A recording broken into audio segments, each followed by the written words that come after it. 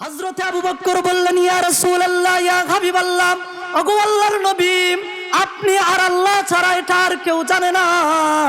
জান্নাতে আপনার উম্মতের মধ্যে কে জান্নাতে সর্বপ্রথম পা রাখবে?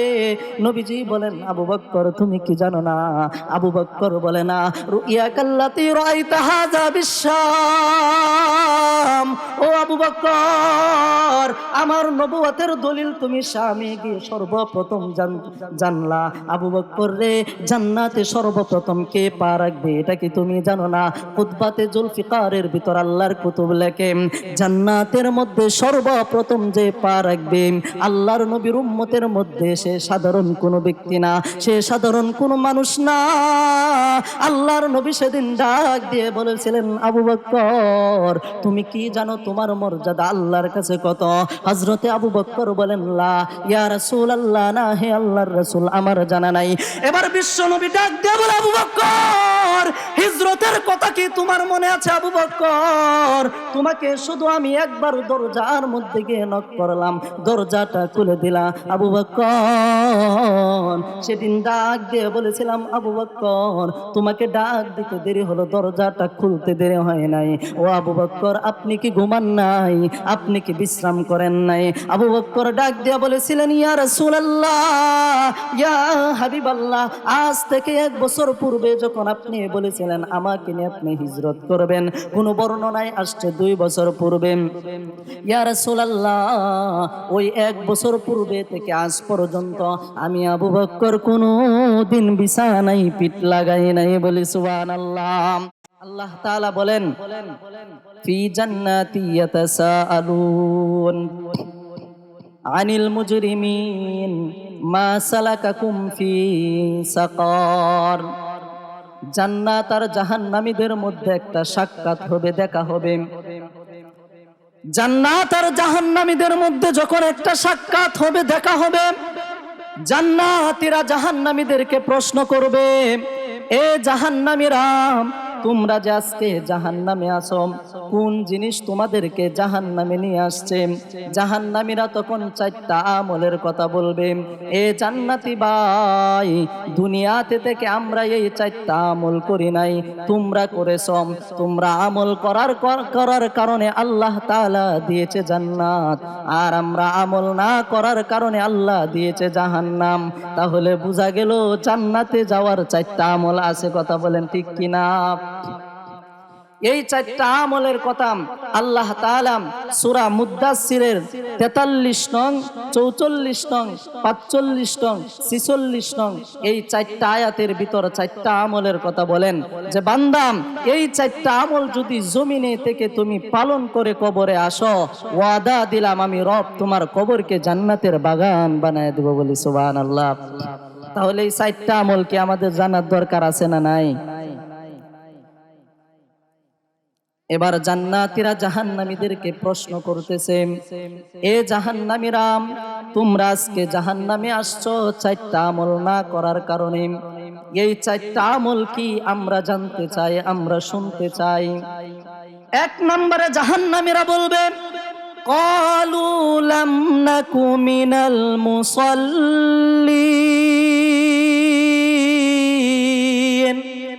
1 নাম্বার, জমিনের মধ্যে মসজিদের মিনার থেকে যখন আজান আসতো, তোমরা মসজিদে চলে যাইতাম, আর আমরা মসজিদে যাইতাম না। তোমরা সালাত আদায় করতাম, আমরা সালাত আদায় করতাম না। তোমরা নামাজ আদায় করতাম, আমরা নামাজ আদায় করতাম না।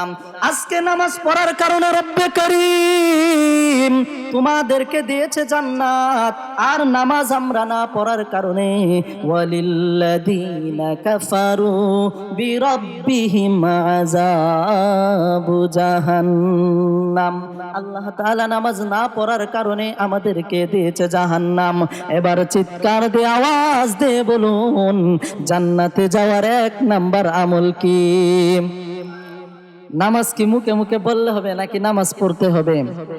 নামাজ পড়াম। আর এটা কি আমার কথা? আল্লাহ তাআলা সূরা মুদ্দাসসিরের 43 নং আয়াতে বলেন, ক্বালু লাম নাকু মিনাল মুসাল্লিন, বান্দা নামাজ যদি আদায় করো আমি রব মৃত্যুর উপর তোমার কবরকে জান্নাত বানায় দিব। নবী বলেন, মিফতাহুল জান্নাতিস সালাহ, নামাজ বেহেশতের চাবি।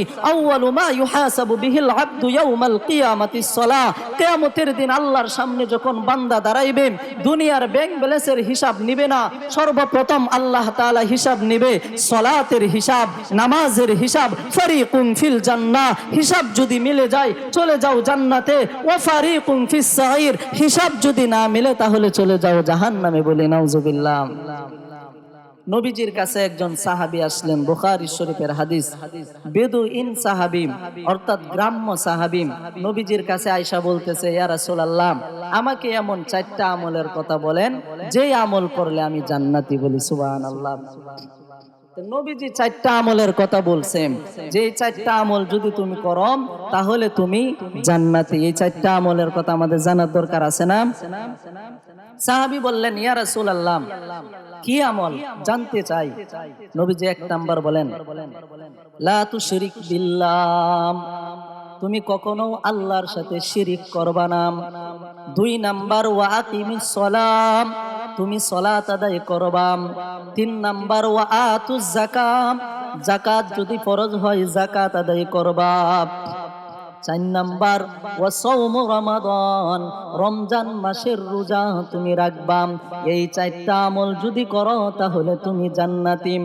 এই সাহাবী ডাক দেয়া বলে, ও গো আল্লাহর নবী, ওই রবের শপথ খেয়ে আমি বললাম এই 4টা আমলের বেশি আমল আমি করব না, এই 4টা আমলের কম আমলও আমি করব না।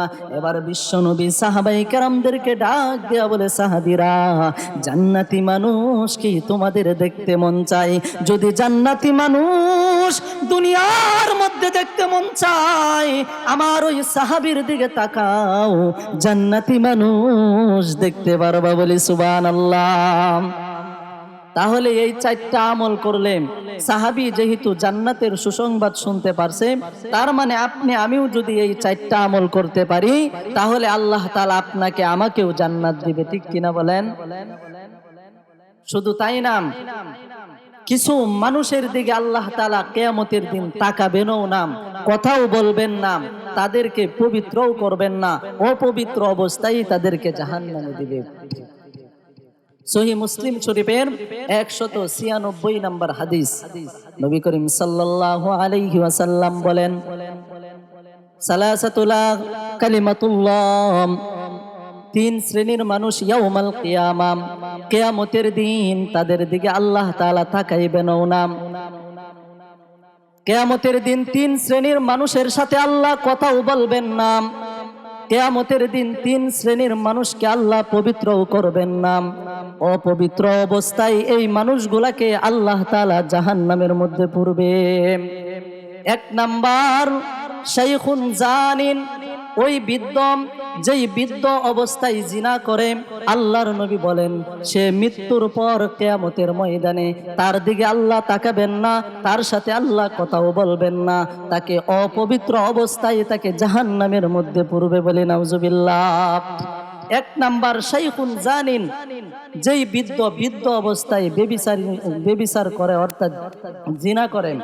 2 নাম্বার, ওমালিকুন কাজ্জাব, ওই অত্যাচারী শাসক, ওই অত্যাচারী বিচারক, যে মানুষের উপর জুলুম করে, যে যেই দোষ করে নাই কিন্তু তাকে সেই শাস্তি দেওয়া হয়েছে।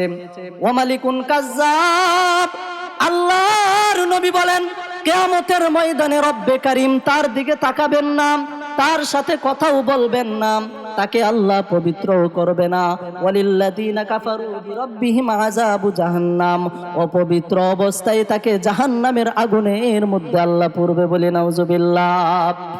3 নাম্বার, ওয়াইলুন মুস্তাকবির, অহংকারী দাম্ভিক ব্যক্তির সাথে আল্লাহ কথা বলবে না। দুনিয়ার মধ্যে যে অহংকার করে, মানুষের সাথে যে মিলেমিশে চলে না, যার একটা ভাব আসে আমি কোটিপতি, আমি মানুষের সাথে চলবো না, এই যে একটা অহংকার আসলো, শুধু তাই না, বিশ্বনবী রাহমাতুল লিল আলামিন সাহাবায়ে কেরামদেরকে ডেকে ডেকে বলে, ও আমার সাহাবারা, এক অণু পরিমাণ যদি কেউ অহংকার নিয়ে কবরে যায়, ওয়া মাইয়া আমাল মিসকালা দাররাতিন শাররাইয়ারা, দুই পাশের মাটি তাকে এমন ভাবে চাপ দিবে, এক হাজরের হাড়গুলো অন্য হাজরের হাড়ের সাথে মিশে ফেলবে। এবার সাহাবায়ে কেরাম বলেন, ইয়া রাসূলুল্লাহ, ইয়া হাবিবাল্লাহ, ওগো নবীজি, এক অণু বলতে কি বোঝানো হয়েছে? কতটুকু গুনাহকে এক অণু শেখানো হয়েছে? আল্লাহর নবী হযরতে আবু হুরায়রাকে ডাক দিলেন, আবু হুরায়রা, ছোট্ট একটা পেয়ালাত করে পানি নিয়ে আসো। ছোট্ট একটা পেয়ালাত করে নবীজির সামনে হযরতে আবু হুরায়রা পানি নিয়ে হাজির হলেন। আল্লাহর নবী একটা আঙ্গুল ওই পানির মধ্যে চুবাইলেন, আবার উপর দিকে তুললেন। এরপরে নবীজি বলল, আবু হুরায়রা, তাকায়া দেখো আমার আঙ্গুলের মধ্যে কতটুকু পানি লেগে আছে। আবু হুরায়রা বলে, ইয়া রাসূলুল্লাহ, অল্প কিছু পানি আপনার আঙ্গুলের মাথায় লেগে আছে। নবী বলেন, এই অল্প পরিমাণ গুনাহ নিয়ে যদি কেউ কবরে যায়, এটাকেই বোঝানো হয়েছে এক অণু পরিমাণ। এটার জন্য তার জাহান্নামের আযাব, এত কঠিন আযাব। শুধু তাই না, দুই পাশের মাটি তাকে এমন চাপ দিবে, এক হাজরের হাড়গুলা অন্য হাজরের হাড়ের সাথে মিশে ফেলবে। শুধু তাই না, মুসলিম শরীফের হাদিস, আল্লাহর নবী বলেন, এই অহংকারী ব্যক্তি সে কখনো জান্নাতেও প্রবেশ করতে পারবে না। বলি নাউজুবিল্লাহ। এই জন্য আল্লাহ তাআলা বলেন যে, বান্দা তুমি আমার দিকে আসো, ফাজকুরুনি আযকুরুকুম ওয়াশকুরুলি ওয়ালা তাকফুরুন। তুমি যদি আমাকে স্মরণ করো, আমি রব তোমার ডাকে অবশ্যই সাড়া দিব। কিন্তু আমাকে অন্তর থেকে তোমার স্মরণ করতে হবে। আসমান থেকে জমিন পর্যন্ত যদি তোমার গুনাহ থাকে, কুল ইয়া ইবাদিয়াল্লাযীনা আসরাফু আলা আনফুসিহিম লা তাকনাতু মির রাহমাতিল্লাহ। আমি আল্লাহ হইলাম রহমান, আমি আল্লাহ হইলাম গফফার। আসমান থেকে জমিন পর্যন্ত যদি গুনাহ থাকে, শুধু আমার ভয়ে যদি এক ফোঁটা চোখের পানি তুমি ছেড়ে দাও, নাকের ডগায় আসার পূর্বেই আমি রব তোমার জিন্দেগীর গুনাহ খাতাগুলো মাফ করে দিব। अल्लाह अल्लाह क्या मुबारक नाम है, अल्लाह अल्लाह आशिकों का काम है। या इलाही मुझसे मुझको दूर कर, ताकि देखो मुझ में तुझको एक नजर। या इलाही तू मेरा महबूब है, या इलाही तू मेरा माशूक है। এবার জান্নাতীরা জাহান্নামীদেরকে ডেকে ডেকে বলবে, এ জাহান্নামীরা, এক নাম্বার আমল আমরা জানতে পারলাম, জান্নাতে যাওয়ার এক নাম্বার আমল নামাজ পড়া। দুই নাম্বার কি কি কারণে তোমরা আজকে জাহান্নামে আসছো? এবার জাহান্নামীরা ডাক দিয়া বলবে, এ জান্নাতি ভাই, ওয়ালাম নাকুনু তুইমুল মিসকিন। আল্লাহ তাআলা আমাদেরকে দুনিয়াতে ধন সম্পদ দিয়েছিল, টাকা পয়সা দিয়েছিল, কিন্তু এই ধন সম্পদ থাকার পর আমরা মিসকিনদেরকে খাবার দেই নাই। তোমরা খাবার দিয়েছো, এই কারণে আল্লাহ মৃত্যুর পর তোমাদের কবর বানায়া দিয়েছে জান্নাত, আর আমরা মৃত্যুর পর আমাদেরকে আল্লাহ দিয়েছে জাহান্নাম। বলি নাউজুবিল্লাহ। তার মানে বোঝা গেল, জান্নাতে যাওয়ার দুই নাম্বার আমল হইল মিসকিনদেরকে খাবার দেওয়া। এক নাম্বার আমল হইল নামাজ পড়া, দুই নাম্বার আমল হলো মিসকিনদেরকে খাবার দেওয়া। এবার জান্নাতীরা বলবে যে, মিসকিনদেরকে তোমরা খাবার দিয়েছো, এই কারণে তোমাদেরকে আল্লাহ জান্নাত দিয়েছে। এখন তিন নাম্বার কি সেটাও আমরা জানতে চাই। এবার জাহান্নামীরা বলবে, ওয়া কুন্না নাখুদু মাআল খাইদিন। দুনিয়াতে আমরা অহেতুক কথাবার্তা বলতাম, আর তোমরা অহেতুক কথাবার্তা বলতা না। এই জন্য আল্লাহ রাসূল বলেন, মান সামাতা নাজাম, যে চুপ থাকে সে নাজাত পায়। আপনি কথা বলবেন 5 মিনিট 10 মিনিট, তার মধ্যে একটা না একটা মিথ্যা কথা আসতেই পারে। এই যে একবার মিথ্যা কথা বললেন, নবীজি বলেন একটা কবিরা গুনার সর্বনিম্ন জাহান্নাম 70,000 বছর। বলি নাউজুবিল্লাহ। জাহান্নামীরা বলবে, ওয়া কুন্না নাখুদু মাআল খাইদিন। দুনিয়ার মধ্যে থেকে তোমরা অহেতুক কথাবার্তা বলতাম, আমরা বলতাম না। না বলার কারণে রব্বে কারীম মৃত্যুর পর তোমাদেরকে দিয়েছে জান্নাত, আর আমরা বলার কারণে মৃত্যুর পর আল্লাহ আমাদেরকে দিয়েছে জাহান্নাম। এবার জান্নাতীরা ডেকে ডেকে বলবে, ও জাহান্নামী ভাই, 4 নম্বরে আমল কি সেটাও আমরা জানতে চাই। এবার জাহান্নামীরা বলবে, ওয়া কুন্না নুকাজ্জিবু বিয়াউমিদ্দিন, 4 নাম্বার আমল হইল দুনিয়ার মধ্যে আমরা আল্লাহকে ভয় করতাম, কিয়ামতের দিনকে ভয় করতাম। রব্বে কারীম, দুনিয়ার মধ্যে থেকে তোমরা আল্লাহকে ভয় পাইতে, কিয়ামতের দিনকে ভয় পাইতে। ওয়াত্তাকু ইয়াওমান তুরজাউনা ফীহি ইলাল্লাহ সুম্মা তুওয়াফা কুল্লু নাফসিম মা কাসাবাত ওয়া হুম লা ইউযলামুন। আল্লাহ বলেন, কিয়ামতের ময়দানে বান্দা তোমার আমার কাছে আসতে হবে, কিয়ামতের ময়দানে আমার কাছে দাঁড়াইতে হবে। এ বান্দা, সেদিন একদল মানুষকে আমি দিব জান্নাত, মনে করবা না তাদেরকে আমি আল্লাহ ভালোবেসে জান্নাত দিছি না। আরেক দলকে দিব জাহান্নাম, মনে করবা না তাদেরকে ঘৃণা করে জাহান্নাম দিছি না। কামা তাদিনু তুদানু, প্রতিটা মানুষ নিজের কর্ম অনুযায়ী ফল ভোগ করবে। দুনিয়ার মধ্যে যারা থেকে আমার হুকুম মানবে, রাসূলের সুন্নাত মানবে, তারাই সেদিন জান্নাতে যাইবে, যারা মানবে না তারা জান্নাতে যেতে পারবে না। এই যে কিয়ামতের দিনের কথা আমরা উলামায়ে কেরামের কাছে শুনতাম, আমরা মানতাম, তোমরা মানতা না। ওয়া কুন্না নুকাজ্জিবু বিয়াউমিদ্দিন, না মানার কারণে আল্লাহ দিয়েছে আমাদেরকে জাহান্নাম, আর মানার কারণে তোমাদেরকে দিয়েছে জান্নাত। এবার আওয়াজ দিয়া বলেন, জান্নাতে যাওয়ার 4 নাম্বার আমল কি?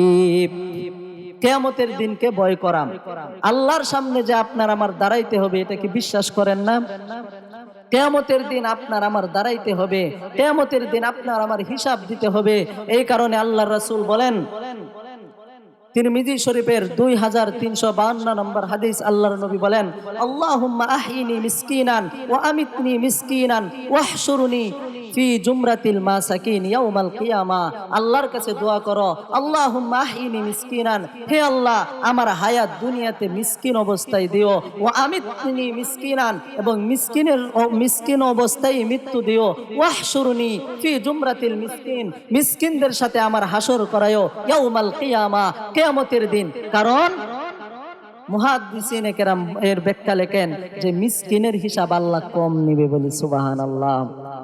এই জন্য আল্লাহ যেন আপনার আমার হিসাব কমিয়ে দেয়, কম হিসাব দিতে হয়। এ কারণে আল্লাহর কাছে বেশি বেশি দোয়া করা। নবীজি বলেন, আল্লাহুম্মা আহইনি মিসকিনান ওয়া আমিতনি মিসকিনান ওয়াহশুরনি ফি জুমরাতিল মিসকিন।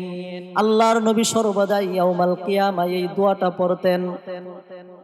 নবীজি সরকারে দু আলম মুহাম্মাদুর রাসূলুল্লাহ সর্বশেষ পয়গম্বর হওয়ার পরে আল্লাহর কাছে দোয়া করতেন, আল্লাহ মিসকিন অবস্থায় মৃত্যু দেন। শুধু তাই না, হিসাব কম হওয়ার জন্য দোয়া করতেন। কিন্তু আপনি আমি আল্লাহর কাছে কতবার চাই না, আমরা আরো টাকা পয়সা চাই না, আমরা আরো ব্যাংক ব্যালেন্স চাই। আল্লাহর কাছে কখনো এমন দোয়া কোনোদিন করি না। কারণ একজন বড়লোক মানুষের, টাকাওয়ালা মানুষের যেই পরিমাণ হিসাব আল্লাহ নিবে, মিসকিনের হিসাব সেই পরিমাণ নিবে না। হাদিস শরীফে আছে, মিসকিন থেকে একজন বড় লোকের চাইতেও মিসকিনরা 40 বছর পূর্বে জাহান্নামে চলে যাবে, বলি সুবহান, জান্নাতে চলে যাবে, বলি সুবহানাল্লাহ। তার মানে 40 বছরের হিসাব তারা কমিয়ে, তারা 40 বছরের হিসাব বেশি। এখন চিন্তা করেন, দুনিয়ার 1000 বছর, আখিরাতের 1 সেকেন্ড। তাইলে ভাবেন, ওই 40,000 বছরেই তাদের হাসরের ময়দানে হিসাব দেওয়ার জন্য দাঁড়াইতে হবে। আর এই 40 বছর আগেই মিসকিনরা জান্নাতে চলে যাবে, বলি সুবহানাল্লাহ।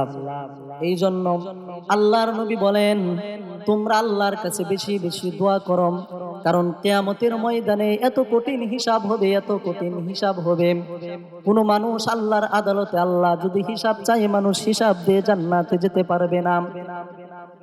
আল্লাহর নবী বলেন, একজন মানুষের কাছে যদি আল্লাহ শুধু একটা চোখের হিসাব চাই, এটাও বাদ, মাথার মধ্যে হাজার হাজার চুল আল্লাহ দিয়েছে, একটা চুলের হিসাব যদি আল্লাহ আপনার আমার কাছে চাই, এই চুলের হিসাব আপনি আমি দিতে পারবো না। এই চুলটাও দিয়েছে আপনাকে আমাকে হেফাজত করার জন্য, রোদের তাপ থেকে হেফাজত থাকার জন্য। এর হিসাব যদি আল্লাহ আপনার আমার কাছে চাই, এর হিসাব আপনি আমি কখনো দিতে পারবো না। কিয়ামতের ময়দানে আল্লাহর নবীর সাহাবী হযরতে আবু বকর সিদ্দিক রাদিয়াল্লাহু তাআলা আনহু আল্লাহর নবীর পাশেই থাকবেন। কিন্তু নবীজি দুনিয়াতে থাকা অবস্থায় আবু বকরকে বলেছিলেন, আবু বকর তুমি কি জানো আমার উম্মতের মধ্য থেকে কে সর্বপ্রথম জান্নাতে প্রবেশ করবে? হযরতে আবু বকর বললেন, ইয়া রাসূলুল্লাহ, ইয়া হাবিবাল্লাহ, ওগো আল্লাহর নবী, আপনি আর আল্লাহ ছাড়া এটা আর কেউ জানে না। জান্নাতে আপনার উম্মতের মধ্যে কে জান্নাতে সর্বপ্রথম পা রাখবে? নবীজি বলেন, আবু বকর তুমি কি জানো না? আবু বকর বলে না, রুইয়া কাল্লাতি রাআইতা হাযা বিশাম। ও আবু বকর, আমার নবুয়তের দলিল তুমি শামে গিয়ে সর্বপ্রথম জানলা। আবু বকর রে, জান্নাতে সর্বপ্রথম কে পা রাখবে এটা কি তুমি জানো না? কুতবাতে জুলফিকারের ভিতর আল্লাহর কুতুব লেখে, জান্নাতের মধ্যে সর্বপ্রথম যে পা রাখবে আল্লাহর নবীর উম্মতের মধ্যে, সে সাধারণ কোনো ব্যক্তি না, সে সাধারণ কোনো মানুষ না। আল্লাহর নবী সেদিন ডাক দিয়ে বলেছিলেন, আবু বকর তুমি কি জানো তোমার মর্যাদা আল্লাহর কাছে কত? হযরতে আবু বকর বলেন, লা ইয়া রাসূলুল্লাহ, না হে আল্লাহর রাসূল, আমার জানা নাই। এবার বিশ্ব নবী ডাক দিয়ে বলে, আবু বকর হিজরতের কথা কি তোমার মনে আছে? আবু বকর তোমাকে শুধু আমি একবার দরজার মধ্যে গিয়ে নক করলাম, দরজাটা খুলে দিলা। আবু বকর সেদিন ডাক দিয়ে বলেছিলাম, আবু বকর তোমাকে ডাক দিতে দেরি হলো, দরজাটা খুলতে দেরি হয় নাই। ও আবু বকর আপনি কি ঘুমান নাই? আপনি কি বিশ্রাম করেন নাই? আবু বকর ডাক দিয়ে বলেছিলেন, ইয়া রাসূলুল্লাহ, ইয়া হাবিবাল্লাহ, আজ থেকে 1 বছর পূর্বে যখন আপনি বলেছিলেন আমাকে নিয়ে আপনি হিজরত করবেন, কোন বর্ণনায় আসছে 2 বছর পূর্বে। ইয়া রাসূলুল্লাহ, ওই 1 বছর পূর্বে থেকে আজ পর্যন্ত আমি আবু বকর কোনো দিন বিছানায় পিঠ লাগাই নাই। বলি সুবহানাল্লাহ। নবীজি বললেন, আবু বকর বিছানায় পিঠ না লাগানোর কারণ কি?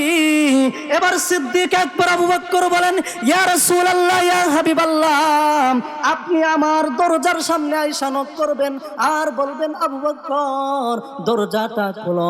এটা বলতে দেরি হবে, আমার দরজাটা খুলতে দেরি হবে না। আমি এই প্রস্তুতির মধ্যে আছি, কারণ আমার যদি 1 মিনিটও দেরি হয়ে যায়, ও গো আল্লাহর পয়গম্বর আপনি সর্বশেষ নবী, আপনার এত মর্যাদা, আপনার এত সম্মান, ও গো আল্লাহর নবী, আপনি ডাক দেওয়ার পর যদি 1 মিনিটও দেরি হয়ে যায়, আল্লাহর আদালতে যদি আমি আবু বকর দাঁড়াই, এই হিসাব না দিয়ে আমি জান্নাতে যেতে পারবো না। বলি সুবহানাল্লাহ। আবু বকরকে নবীজি ডাক দিয়ে বলে, আবু বকর হিজরতের কথা কি আপনার মনে নাই? ও আবু বকর শুধু তাই না, মক্কার অলিতে গলিতে যখন আপনাকে নিয়ে আমি দ্বীনের দাওয়াত দিতে শুরু করি, একজন বৃদ্ধা মহিলা রাস্তার মধ্যে কাটা দেয়, এক পা না 2 পা না, আধা কিলোমিটার পর্যন্ত কাটা দেয়। আবু বকর এই কাটার উপর যখন আমি নবী পা রাখতাম, কাটাগুলো আল্লাহ তুলা বানায়া দিত। ও আবু বকর সেদিনের কথা কি ভুলে গেছো? তুমি পিছনে দাঁড়ায়া ছোট বাচ্চাদের মতো কান্না করতা। আমি নবী ডাক দিয়ে বলতাম, আবু বকর এইভাবে কেন কান্না করতেছেন? আবু বকর কাঁদবেন না। ও আবু বকর, যে আল্লাহ আমার বেলায় এই কাটাগুলা তুলা বানায়া দেয়, আপনি পা রাখেন, আপনার বেলায়ও এই আল্লাহ কাটাগুলা তুলা বানায়া দিবে। दुनिया की सदाकत में तेरा नाम रहेगा, दुनिया की सदाकत में तेरा नाम रहेगा, अबू बकर तेरा नाम से इस्लाम रहेगा, आदम के लिए फखर याली नसखी है, मक्की मदनी हाशमी मुत्तलबी है, पाकीज़ा तरज़ अर्श बरी जन्नत फिरदौस, आराम गाहे पाक रसूल अरबी है, साहिल से लगा दे मेरे इश्क का सफीना, आंखों से दिखा दे मुझे मक्का व मदीना, बेसन मुझे कर दिया है इश्क मदीना, देखा दे मुझे आए खुदा वह पाके मदीना। চিৎকার দিয়ে বলে আল্লাহু আকবার। নবীজি আবু বকরকে ডাক দিয়ে বলে, আবু বকর আপনার সম্মান কত আপনি জানেন না। ও আবু বকর কাফের বেঈমানের আপনাকে নিয়ে টিটকারি করছে। আবু বকরের এত মাল সামানা, এত ধন সম্পদ, যুদ্ধের ময়দানে আল্লাহর নবী যাবেন, আল্লাহর নবী আবু বকরকে প্রশ্ন করলেন, আবু বকর এখানে মাল সামানা নিয়ে আপনি হাজির হইলেন, আপনার ঘরের মধ্যে আর কতটুকু মাল সামানা আছে? আবু বকর একটা জবাব দিয়েছিল, নবী গো, আমার ঘরে আল্লাহ এবং আল্লাহর রাসূল ছাড়া আর কেউ নাই।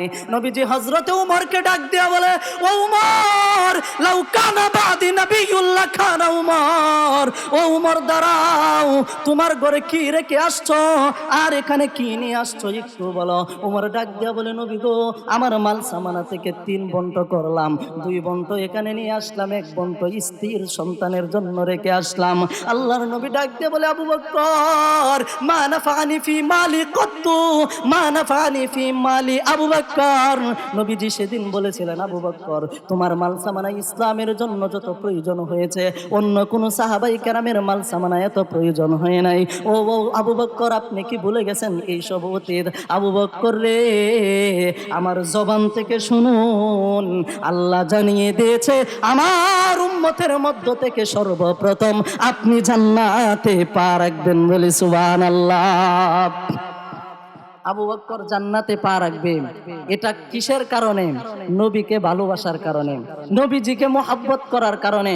আপনি আমিও যদি নবীজিকে ভালোবাসতে পারি, মুহাব্বত করতে পারি, সিদ্দিক আকবর হযরতে আবু বকর সিদ্দিক রাদিয়াল্লাহু তাআলা আনহুর মতো শান এবং মর্যাদা আল্লাহ তাআলা আপনাকে আমাকেও বাড়ায় দিবে। কথা বলেন। কিন্তু আপনার আমার মধ্যে এখন নবীর প্রতি কোনো ভালোবাসা নাই, কোনো মুহাব্বত নাই। অথচ পূর্বের সাহাবাই কেরাম আবু বকর সিদ্দিক রাদিয়াল্লাহু তাআলা আনহুর কাছে যদি কাফের বেঈমানেরা গিয়ে বলতো যে, আবু বকর, আপনার এত মাল সামানা থাকার পরেও সবগুলা মুহাম্মদকে দিয়া, এরপরে আজকে আপনি ফকির হয়ে গেছেন, আপনি এখন রাস্তা দিয়া সালা পরে পরে হাঁটেন, সেদিন যদি মুহাম্মদকে মাল সামানা না দিতেন, এই করুণ পরিস্থিতি আপনার কখনো হইতো না। আপনি আমাদের দলে চলে আসেন, মক্কার সবচেয়ে বড় লোক আপনাকে বানাইয়া দিব। আবু বকর বলে, না, আমি এটা পারবো না। তাহলে আবু বকরের ঈমান কেমন ছিল? कुदरत की तमाशा है मदीना की गली में, जन्नत की नमूना ही मदीना की गली में। আবু বকর জবাব দিত, আমার নবীর শান সম্পর্কে যতটুকু জানি সেটা তোমরা জানো না, আমার নবীর মর্যাদা সম্পর্কে আমি যেটা জানি সেটা তোমরা জানো না। আবু বকর বলতো, আমার নবীর সম্পর্কে এত গোপন বিষয় আমি জানি যা তোমরা জানো না। উনি এমন একজন পয়গম্বর, ওনার মোহরে নবুয়ত পিছনে আছে, এটা পৃথিবীর কোনো মানুষ দেখে নাই, কোনো সাহাবী এখনো দেখে নাই, কিন্তু আমি আবু বকর স্বচক্ষে দেখেছি এবং চুমা খেয়েছি। কিভাবে খেয়েছি? আবু বকর শাম থেকে নবীজির কাছে আসলেন, এসে বললেন, ও মুহাম্মদ, বাল্যকাল থেকে এই পর্যন্ত আপনার সাথে আমি চলেছি, আপনার সাথে আমি খেলা করেছি, আপনি নাকি নবুয়ত পাইলেন, নবী হয়ে গেলেন, আপনার নবুয়তের দলিল কি আমি দেখতে চাই। নবীজি বললেন, রুইয়াকাল্লাতী রাআইতা হাযা বিশ-শাম। ও আবু বকর, আপনি আমার কাছে নবুয়তের দলিল চান? আবু বকর, আমার নবুয়তের দলিল তো আল্লাহ পূর্বে আপনাকে দেখিয়ে দিয়েছে। শামে যখন আপনি ব্যবসা করার জন্য যান, রাতের বেলায় কি আপনি স্বপ্নে দেখেন নাই? আবু বকর বলেন, ওগো নবীজি, আমি তো স্বপ্নে দেখেছি, সেটা আপনি কিভাবে জানেন? ও আবু বকর, কি স্বপ্ন দেখলা একটু বলো না। এবার সিদ্দিক আকবর আবু বকর ডাক দেয়া বলে, ওগো আল্লাহর নবী, শামে রাতের বেলায় যখন আমি ঘুমিয়ে গেলাম, রাতের আধারে আমি স্বপ্ন দেখতেছি আসমানের যত তারাগুলা আছে, এই তারাগুলা অল্প অল্প করে মক্কার প্রতিটা ঘরে ঢুকতেছে, কিন্তু আসমানের পুরা চাঁদটাই আমি আবু বকরের ঘরে ঢুকে যাই, আমি আবু বকরের ঘরটা আলোকিত হয়ে যায়। আমি আশ্চর্য হয়ে গেলাম। স্বপ্নের ব্যাখ্যা খোঁজার জন্য, স্বপ্নের ব্যাখ্যা জানার জন্য তৎকালীন যুগে আল্লামা ইবনে সিরিন রহমাতুল্লাহি আলাইহির কাছে গেলেন। ইবনে সিরিন রহমাতুল্লাহি আলাইহির কাছে গিয়ে এই স্বপ্নের ব্যাখ্যা জানতে চাইলেন। ইবনে সিরিন রহমাতুল্লাহি আলাইহি বলেন, ও আবু বকর, আপনি কি জানেন না, আর কিছুদিন পর মক্কার মধ্যে একজন নবীর আবির্ভাব হবে। আমি তাওরাত কিতাবের আলেম, আমি ইনজিল কিতাবের আলেম। ও আবু বকর, সেই নবীর নবুয়ত যখন প্রকাশ পাইবে, ওই নবী দ্বীনের দাওয়াত দিতে শুরু করবে, কিন্তু এই দ্বীনের দাওয়াত মক্কার প্রতিটা ঘরে অল্প অল্প করে ঢুকবে। ঢুকবে, কিন্তু ওনার দিনের দাওয়াত পুরাটাই আল্লাহ আপনার ঘরে ঢুকাইয়া দিবে। বলি সুবহানাল্লাহ। রুইয়া কাল্লাতি রাইতাহা দা বিশাম। ও আবু বকর, আপনি আমার কাছে নবুয়তের দলিল চান? আমার এই নবুয়তের দলিল তো আল্লাহ শামে পূর্বেই আপনাকে দেখাইয়া দিছে। আবু বকর দুইটা চোখের পানি ছেড়ে কান্দে আর বলে, নবী গো, আর জানতে চাই না। ওগো নবীজি, আপনার পিছনে এটা কিসের দাগ? নবীজি সেদিন দাগ দিয়ে বলেছিল, আবু বকর, এটা মোহরে নবুয়তের দাগ। এটার মধ্যে যদি একবার কেউ চুমা খায় তার জন্য জান্নাত ওয়াজিব, জাহান্নাম হারাম। আবু বকর ডাক দিয়ে বলে, নবী গো, আমি চুমা খাইতে চাই, আমাকে আর বাধা দিবেন না। আল্লাহর নবী বলেছিলেন, আবু বকর, তোমার এতই শখ, এতই শখ, ওগো নবীজি দেন না। আল্লাহর নবী বলে, না, তুমি এখানে চুমা দিতে পারবা না, কারণ তুমি এখনো কাফের, মুসলমান হও নাই। আবু বকর বলে, নবী গো, আর দেরি করতে চাই না, এখনই কালিমা পড়ায়া আমাকে মুসলমান বানায়া দেন। বলি সুবহানাল্লাহ। তাহলে এই সিদ্দিক আকবরের অনেক ইতিহাস আছে, একটাও যদি আপনাদেরকে বলি কখনো শেষ হবে না। নবীজিকে এত পরিমাণ সিদ্দিক আকবর ভালোবাসতেন, শুধু তাই না, নবীজির ইন্তেকালের পর 2 বছর 6 মাস তিনি রাষ্ট্র শাসন করেন। এই রাষ্ট্র শাসন করার সময় নবীজির ইন্তেকালের পর হযরতে আবু বকর মাঝে মধ্যে বলতেন, আমার হিজরতের সাথী নাই, আমার ছোট্টবেলার বন্ধু মুহাম্মদ সাল্লাল্লাহু আলাইহি সাল্লাম নাই। মুফাসসিরিনে কেরাম লেখেন, এই যে শব্দটা বলতো, ভিতর থেকে কলিজা পোড়া গন্ধ উপরে যাইতো। উপরে যে সামিয়ানাটা ছিল, এই সামিয়ানার মধ্যে কালা দাগ পড়ে যাইতো। বলে সুবহানাল্লাহ। নবীজির আশেক হওয়ার কারণে, নবীজিকে ভালোবাসার কারণে বেশি দিন বাঁচতে পারে নাই, মাত্র 2 বছর 6 মাস বাঁচার পর উনি ইন্তেকাল করছে। শুধু তাই না, উনার মেয়ে আয়েশা সিদ্দিকা রাদিয়াল্লাহু তাআলা আনহার কাছে চিঠি পাঠাইতো, বলতো, আয়েশা, আমাকে একটু জায়গা দেও না মা, আমি চাই মুহাম্মদুর রাসূলুল্লাহ সাল্লাল্লাহু আলাইহি সাল্লামের পাশে ঘুমাইতে। আয়েশা রাদিয়াল্লাহু তাআলা আনহা একবার মজা করলেন যে, আব্বা, আমার জায়গা দেওয়া যাবে না, এই জায়গাটা আপনাকে দেওয়া যাবে না। হযরতে আবু বকর বলতেন, আয়েশা, তুমি আমার মেয়ে, আমি নবীর কাছে কেন তোমাকে বিবাহ দিলাম সেটা কি তুমি ভুলে গেছো? ইয়া আয়েশা, মাত্র 6 বছর বয়সে রাহমাতুল লিল আলামিনের কাছে তোমাকে বিবাহ দিলাম, এমনিতেই দেই নাই। বড় আশা ছিল আল্লাহর নবীর মেয়ে ফাতেমাকে আমি বিবাহ করব, কিন্তু আমি জামাই হইতে পারি নাই। নবীর কাছে গিয়া বসলাম, নবীজিকে ডাক দিয়া বলেছিলাম, নবী গো, আপনার বিবাহ শাদী করার দরকার। হযরতে খাদিজা রাদিয়াল্লাহু তাআলা আনহা ইন্তেকালের পর নবীজি বিবাহ শাদীর সিদ্ধান্ত নিতেছে, এর পূর্বে বিবাহ শাদীর সিদ্ধান্ত নেন নাই। আবু বকর বলে, নবী গো, আমি চাই আমার মেয়ে আয়েশাকে আপনি বিবাহ করেন। নবীজি সেই সময় সর্বপ্রথম মুস্কি হাসি আবু বকরের সামনে দেয়। বলি সুবহানাল্লাহ। আয়েশা 6 বছর ছোট মানুষ, ওরে আমি বিয়ে করব। আবু বকর বলেন, কেন? ইয়া রাসূলুল্লাহ, আপনার সাথে এখন সংসার না করুক সেটা আমি চাই না। ওগো নবীজি, 6 বছর বয়স, 9 বছর পর্যন্ত তো অপেক্ষা করতে পারবেন। ইতিহাসে আছে আল্লাহর নবী হযরতে আয়েশা ছোট্ট মানুষ, 6 বছরের বয়সে খেলা করতেন। নবীজি খেলার থেকে ধরে ধরে আনতো, নবীজি কখনো মার দেয় নাই। আয়েশা, আসো তুমি আমার কাছে, ঘরে নিয়ে বসাইতেন। আয়েশা খেলবা নিয়ে যাইতেন আবার খেলার জন্য। কিন্তু মাঝে মধ্যে নবীজি হযরতে খাদিজা রাদিয়াল্লাহু তাআলা আনহার কথা যখন মনে পড়তো, এরপরে বসে বসে কান্না করতো, কারণ আমার খাদিজা আমাকে যতটুকু হেল্প করেছে আর কেউ পৃথিবীতে এমন করবে না। আল্লাহর নবী হযরতে আবু বকরকে বলেছিলেন, আবু বকর, 6 বছরের আয়েশাকে বিবাহ দেওয়ার কারণ কি? আবু বকর বলেছিলেন, ইয়া রাসূলুল্লাহ, 6 বছরের আয়েশাকে কেন বিবাহ দেয় জানেন না? ওগো নবীজি, মনে বড় আশা ছিল আপনার মেয়েকে বিবাহ করার, সেটা আমার কপালে জুটে নাই। আলীর কপালে জুটেছে, উসমানের কপালে জুটেছে। ওগো নবীজি, আমি চাই আমার আয়েশাটাকে যদি আপনি বিবাহ করেন, আপনার গড়ের সদস্য আমি হয়ে যাব, কিয়ামতের ময়দানে আপনার সাথে আমি জান্নাতে চলে যাব। বলি সুবহানাল্লাহ। হযরত আবু বকর বললেন, আয়েশা, এত মনো আশা নিয়ে তোমাকে বিবাহ দিলাম বিশ্ব নবীজির সাথে, আয়েশা একটু জায়গা দেও না আমাকে, একটু জায়গা দেও। আমি চাই আল্লাহর নবীর সাথে ঘুমাইতে, আল্লাহর নবীর সাথে হাসরের ময়দানে দাঁড়াইতে। শেষ পর্যন্ত আয়েশা বললেন, ওগো আব্বাজান, আপনি এত কাঁদবেন না, এত চিন্তা করবেন না। আমার নবীর পাশে যতটুকু জায়গা আছে আমি আয়েশা সেটাও আপনার নামে ওয়াকফ করে দিলাম। বলে সুবহানাল্লাহ।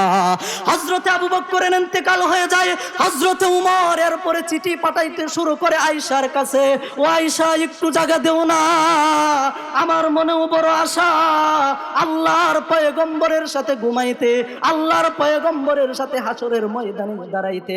বারবার চিঠি আল্লাহর নবীর আল্লাহর নবীর স্ত্রী আয়েশা সিদ্দিকা রাদিয়াল্লাহু তাআলা আনহার কাছে হযরতে উমর পাঠাইতেন। এরপরে হযরতে উমর শেষ পর্যন্ত আয়েশা সিদ্দিকা রাদিয়াল্লাহু তাআলা আনহা চিঠির উত্তর দিলেন, ও উমর, আপনি চিন্তা করবেন না, এতই আশেক আমার পয়গম্বরের জন্য পরের জায়গাটাও আমি আপনার নামে ওয়াকফ করে দিলাম। হযরত উমরের ইন্তেকাল হয়ে যায়, কিন্তু ইন্তেকালের পূর্বে নিজের ছেলে আব্দুল্লাহকে ডাক দেয়, এ আব্দুল্লাহ, এই চিঠিটা নাও, এই চিঠির মধ্যে লেখা আছে, কারণ বারবার ক্ষমতায় থাকা অবস্থায় আয়েশার কাছে আমি চিঠি পাঠাইলাম, না জানি আয়েশা আমার বইয়ে কি এই জায়গাটা দিয়েছে কিনা আমি জানি না, আমার মৃত্যুর পর আয়েশার কাছে এই চিঠিটা দিবা। আয়েশা যদি খুশি হয়ে বলে, আব্দুল্লাহ যাও, তোমার বাবা উমরকে সেই জায়গাটা দিলাম, তুমি শোয়া রাখো, তাহলে সেখানে আমাকে দাফন করবা। আর যদি আয়েশা খুশি মনে না দেয়, সেখানে দাফন করবা না, কারণ ক্ষমতার লোভে যদি, ক্ষমতার ভয়ে যদি আমাকে সেই জায়গাটা দেয়, আল্লাহর আদালতে আমি উমর কি জবাব দিব, আল্লাহর আদালতে আমি উমর কি হিসাব দিব, নবীর সাথে শুইলেও কিন্তু আমি জান্নাতে যেতে পারবো না।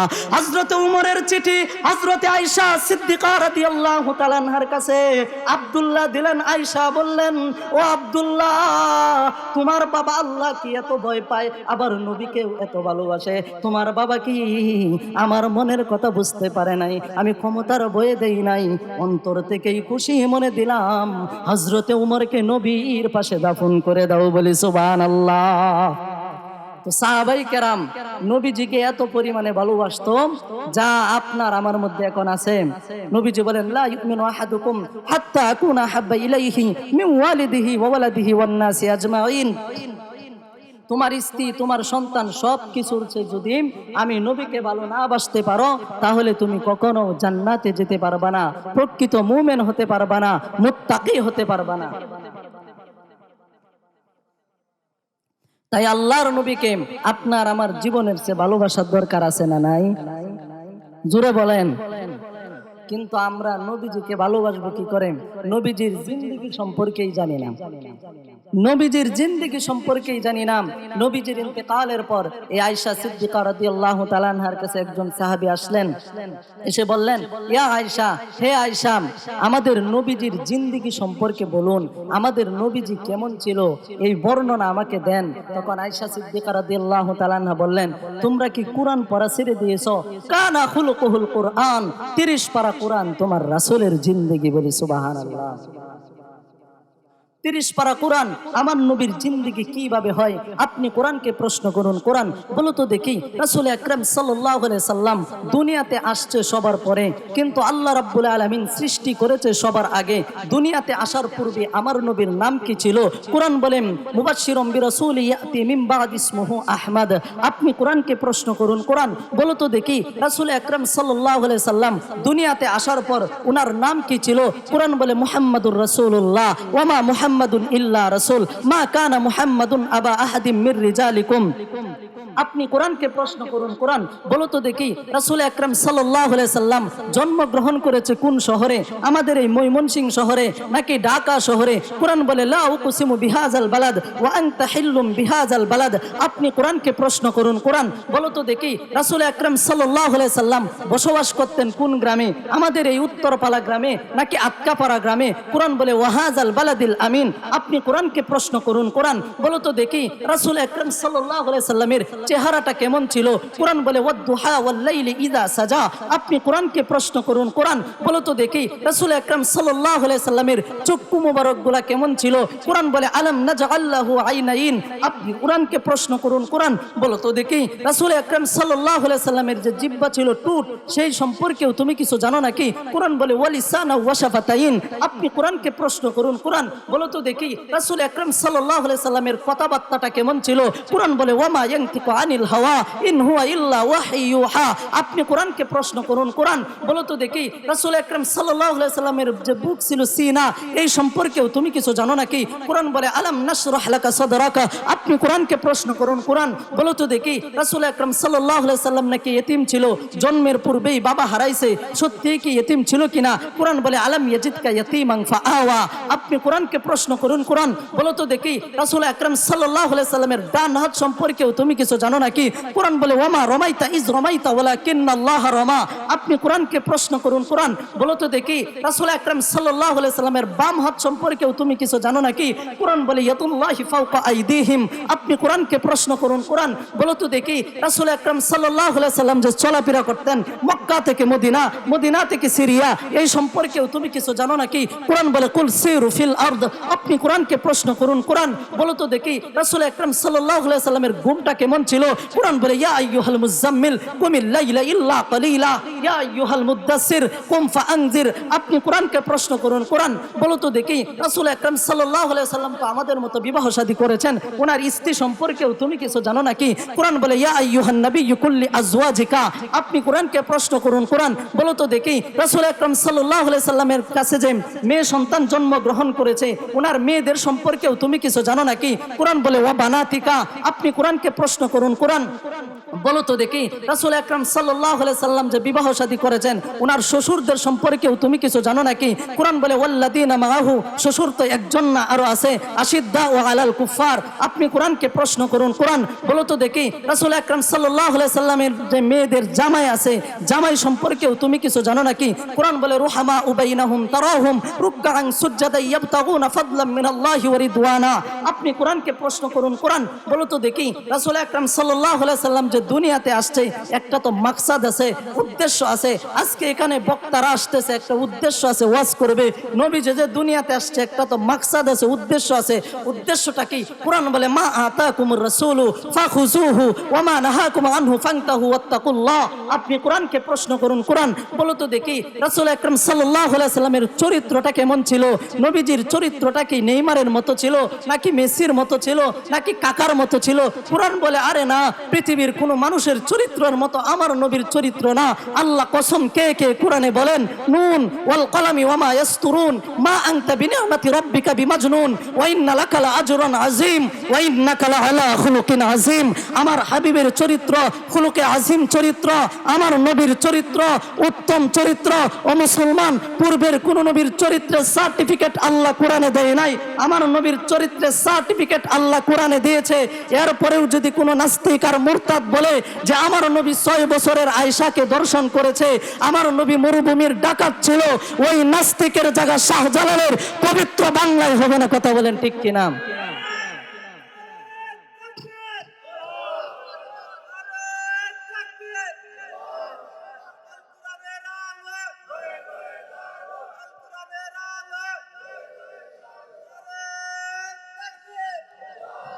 তো এতগুলা কোরআনের আয়াত দিয়ে বলার পর কি বোঝা গেল? যে আমাদের নবীজির চরিত্রের উপর আর কারো চরিত্র আছে? তাহলে সেই নবীর আদর্শ আমাদের মানার দরকার আছে না নাই? সেই নবীর আদর্শ আপনার আমার জীবনী, নেইমার মেসির আদর্শ না। Amazing figure and fighter, look at me, there is no god but Allah, Muhammad is the messenger of Allah. তোমার আদর্শ নেইমার আর মেসির মতো হতে পারে না, তোমার চুলের কাটিং নেইমার আর মেসির মতো হতে পারে না। হে যুবক, তোমার আদর্শ হবে মুহাম্মদ সাল্লাল্লাহু আলাইহি সাল্লামের জিন্দেগির মতো। কথা বলেন ঠিক কিনা? তো সেইভাবে নবীজির জিন্দেগি মেনে আপনাকে আমাকে কবরে যাওয়ার আল্লাহ তৌফিক দান করুক। সকলেই বলে আমিন। মান আহাব্বা সুন্নতি ফাকাদ আহাব্বানি ওয়া মান আহাব্বানি কানা মাই ফিল জান্নাহ। নবীজি বলেন যে আমার একটা সুন্নত মানবে, আমাকে মহব্বত করবে, ভালোবাসবে, তার স্থান আমার সাথে জান্নাতে হবে। বলি সুবহানাল্লাহ।